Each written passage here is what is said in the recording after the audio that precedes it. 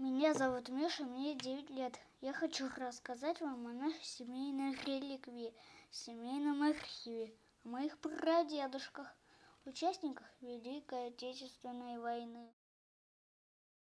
Мой прадедушка Подоров Павел Григорьевич был старшим сержантом, командиром отделения. Служил в стрелковой дивизии, несколько раз был ранен.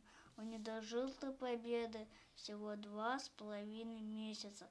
Умер от ран 20 февраля 1945 года в Мецбате, Латвии. Похоронен на воинском кладбище возле города Юрмала. Мой дядя побывал там, привез фотографии и землю. Второй прадедушка Зюзев Платон Дмитриевич был призван 17 декабря 1942 года. Он был коммунистом. Работал председателем совхоза. На фронте был минометчиком. Он участвовал в тяжелейших боях под Ленинградом. Через 3 месяца после призыва моей прабабушки пришла похоронка. Мой дядя тоже побывал на месте захоронения прадедушки.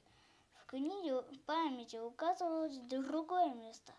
После долгих поисков он нашел настоящее место захоронения.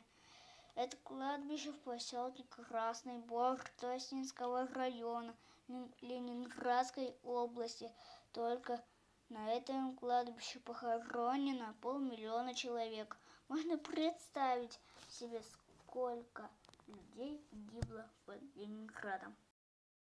Петелин Анатолий Николаевич ушел на фронт, еще в Финскую войну, воевал на севере, затем был призван на Великую Отечественную войну с фашистами, освобождал такие города, как Сталинград, Харьков, Кенигсберг, где окончил войну.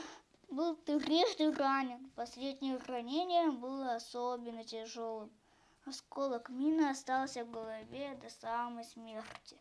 Был награжден медалями за отвагу, за боевые заслуги, за оборону Сталинграда, за победу над Германией.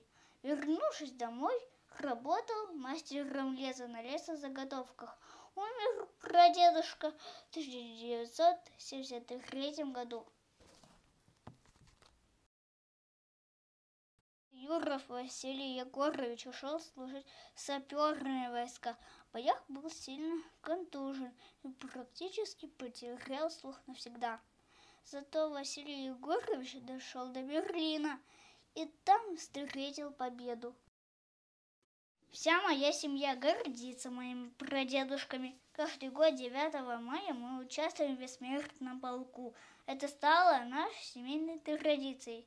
Эту память я буду передавать своим детям.